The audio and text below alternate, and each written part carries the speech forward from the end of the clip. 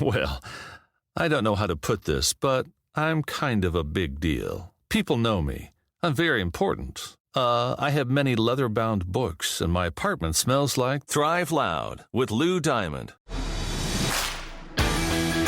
Want to learn from those that are taking their lives, their businesses, and their passions to the next level? Best-selling author of Master the Art of Connecting and professional speaker Lou Diamond is here to connect you to some of the most inspiring and amazing people on the planet. Get ready to thrive loud with Lou Diamond.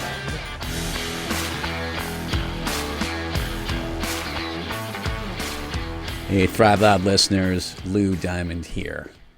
Welcome to 2022. Holy cow. Hope your holiday season was excellent. You took some time off to recharge. And I also hope that you were listening to some fun episodes here on Thrive Loud that we already kicked off the beginning of this year with. We wrapped up around New Year's with Randall Crowder, brought you Ralph Specht, just as we kicked off the new year, and Maria Romano, True Love Knots, recent episodes here on Thrive Loud. This episode right now is pulled from Bedside Readings Authors That Thrive. We've titled it, Do You Believe in Ghosts? Because we're pretty sure Pamela McCord has. She's a pretty impressive author with a really great story. So sit back, relax, and enjoy this fun episode pulled from Bedside Readings Authors That Thrive here on Thrive Loud.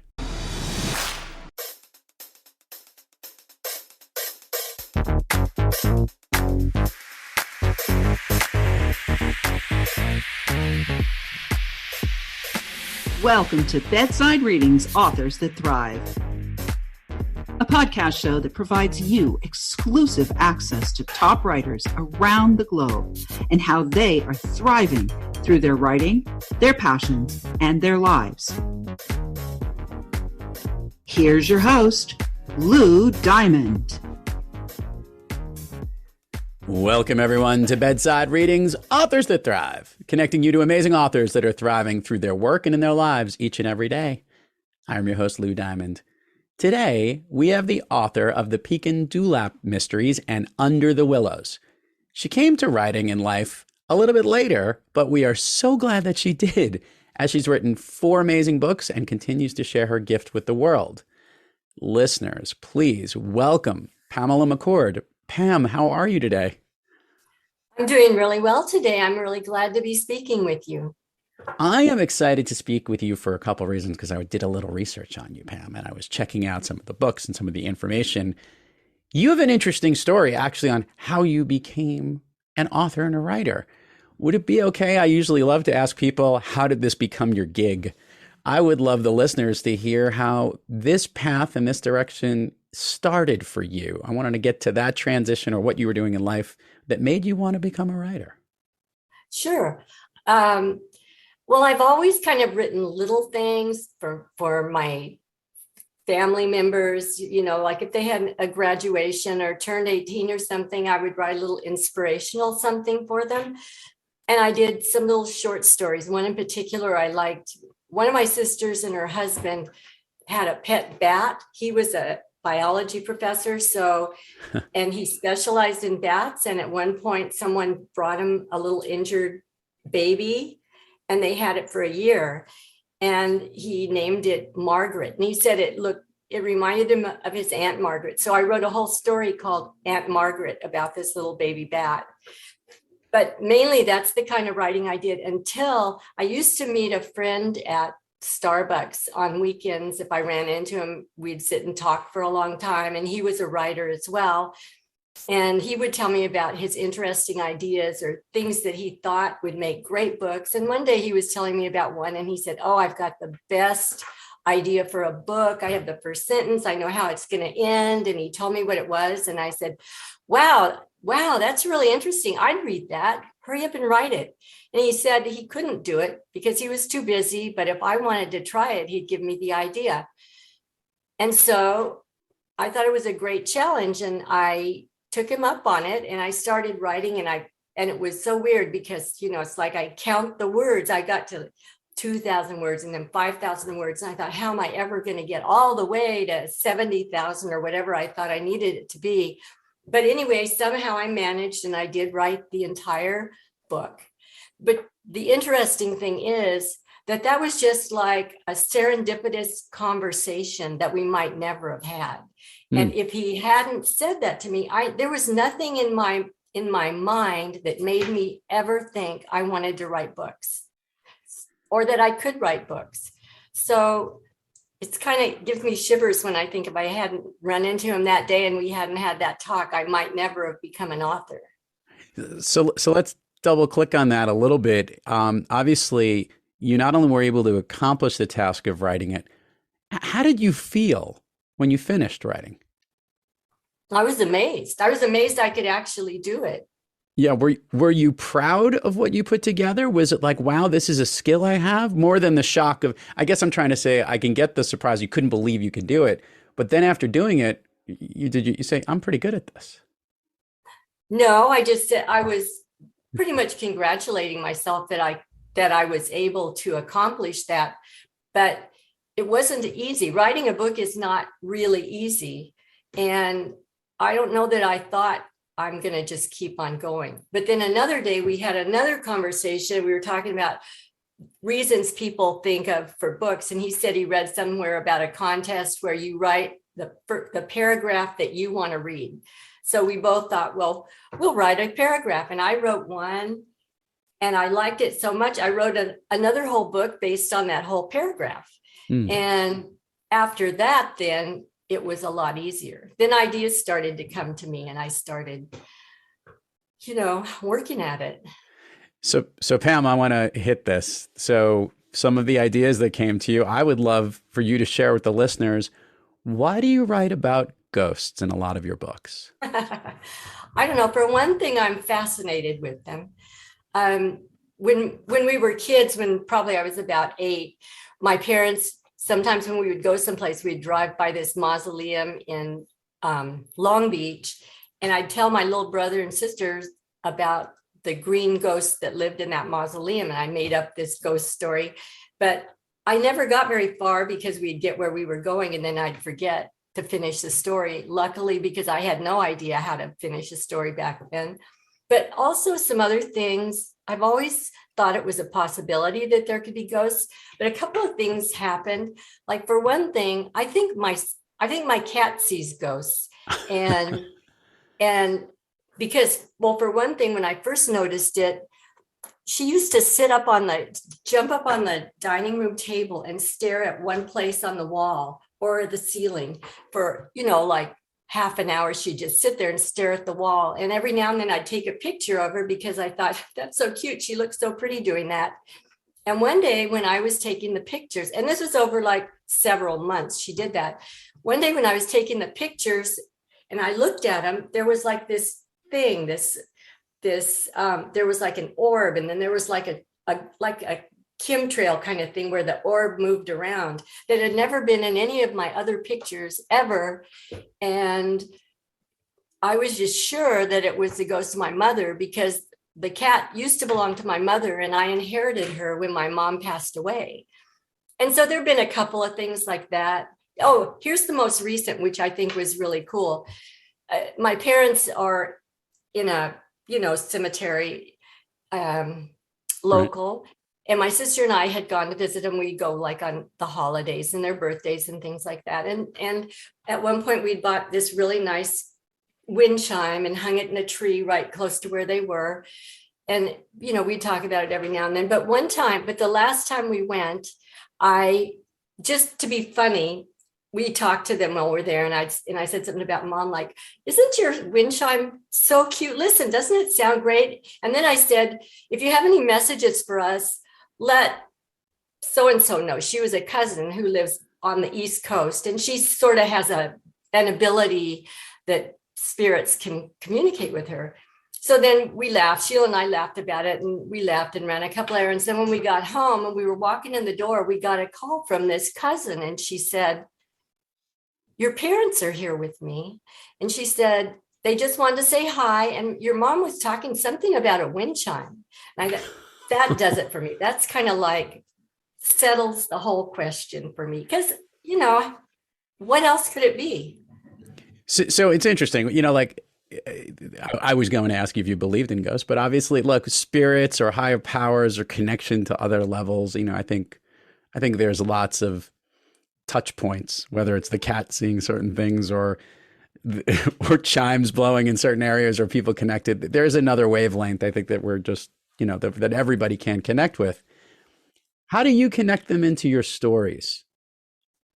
I don't know. I guess I start out with the idea that there's going to be a ghost in the story. And usually the ghost in my story has a personality and has a big part in the story.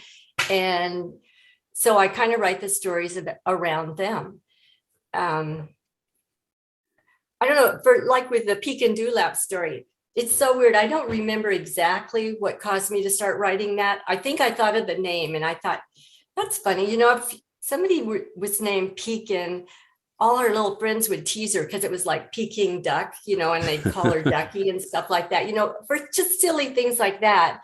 And then I thought that she could have her own Ghostbuster agency and she would be interested in seeing ghosts. And the story kind of went from there.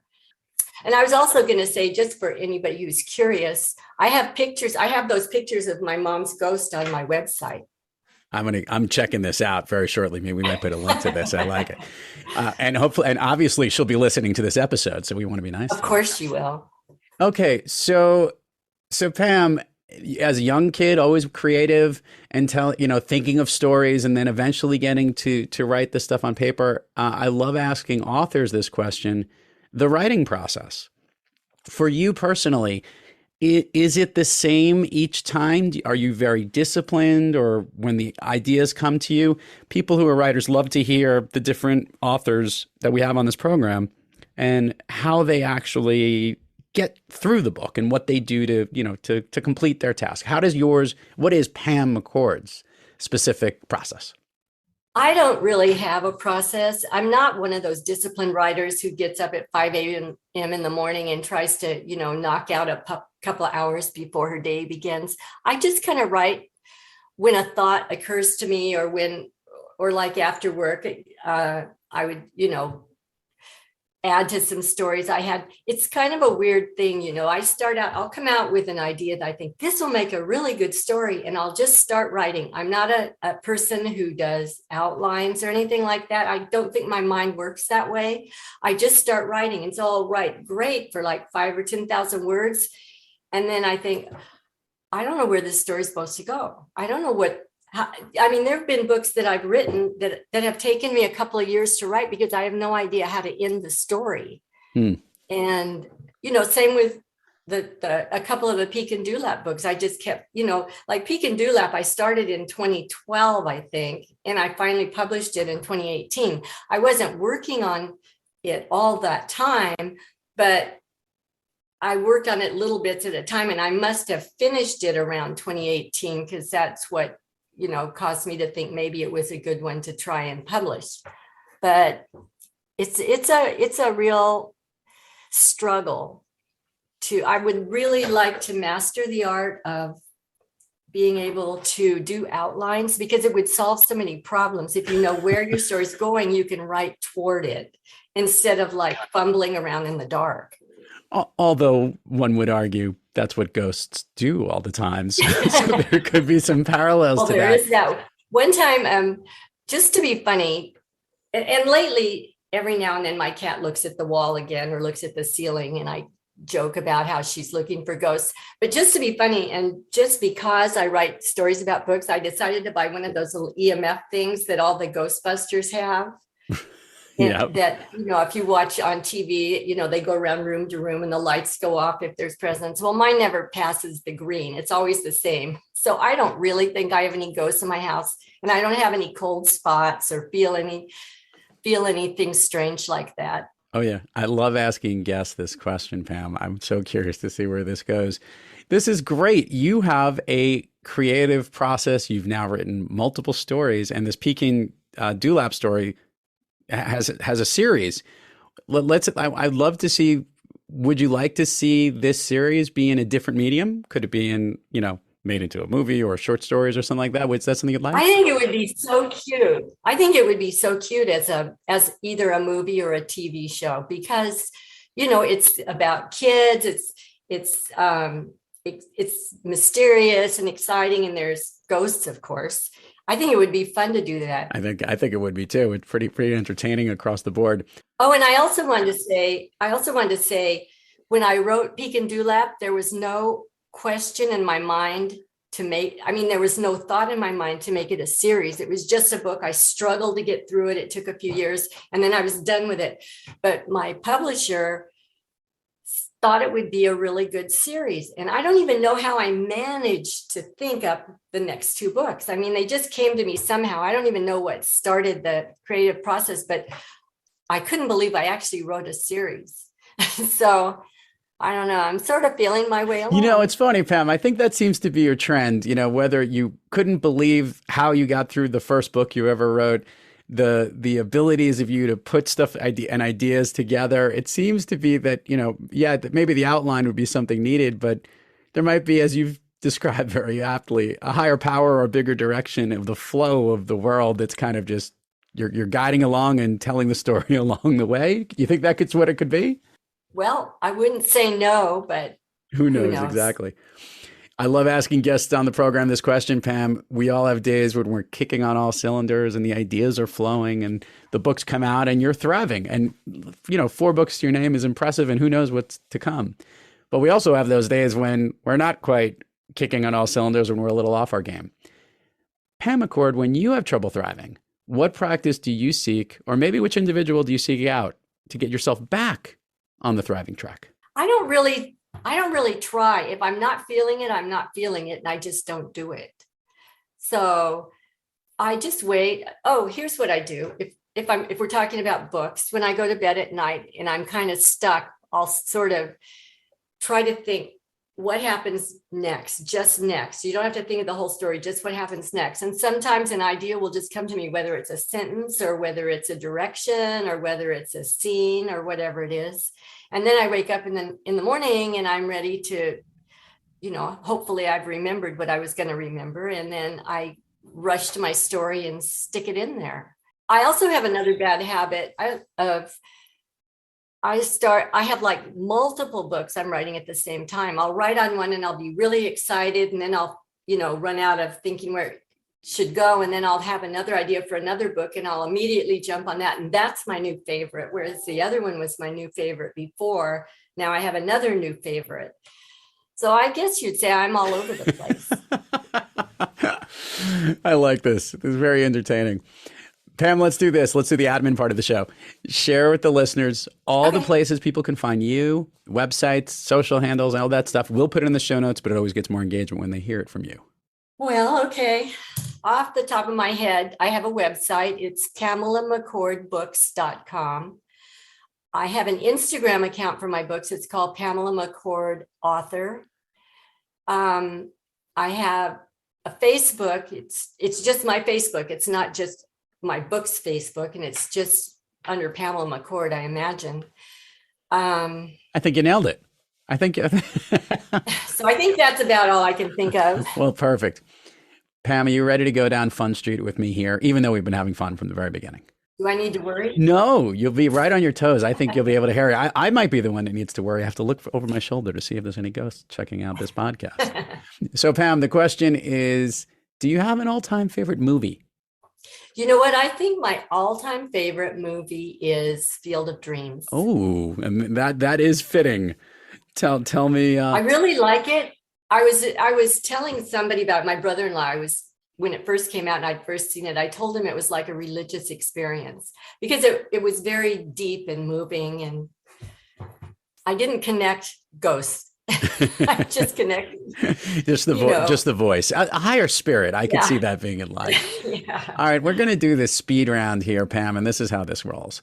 I'm going to ask you something. All right. I want the first thing that comes to your head, to your mind. These are things that lift you up, make you feel good, motivate you. Basically, they make you thrive.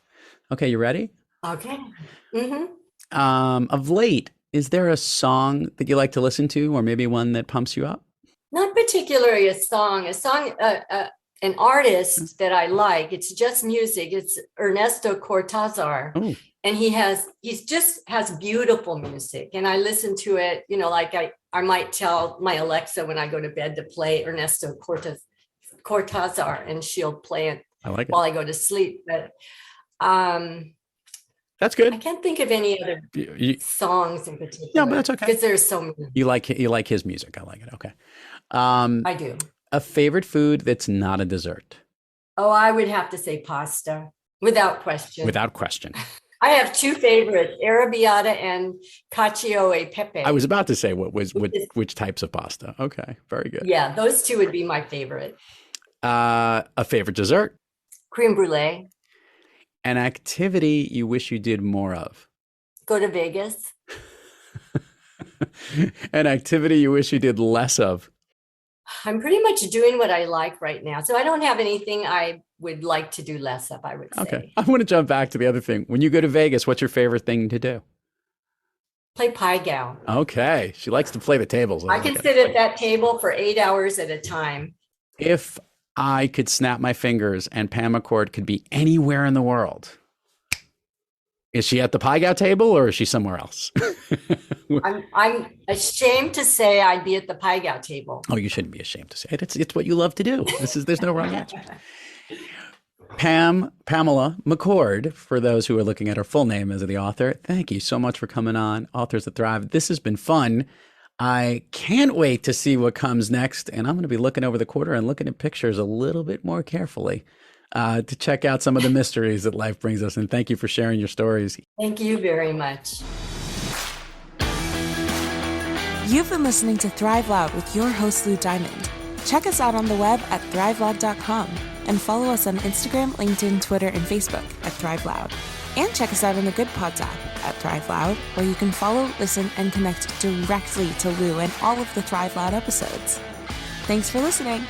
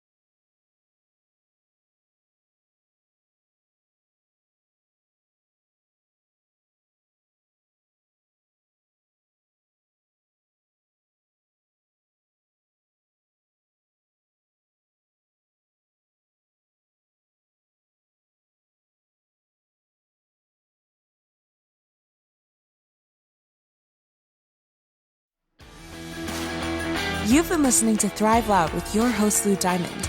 Check us out on the web at thriveloud.com and follow us on Instagram, LinkedIn, Twitter, and Facebook at Thrive Loud. And check us out on the Good Pods app at Thrive Loud, where you can follow, listen, and connect directly to Lou and all of the Thrive Loud episodes.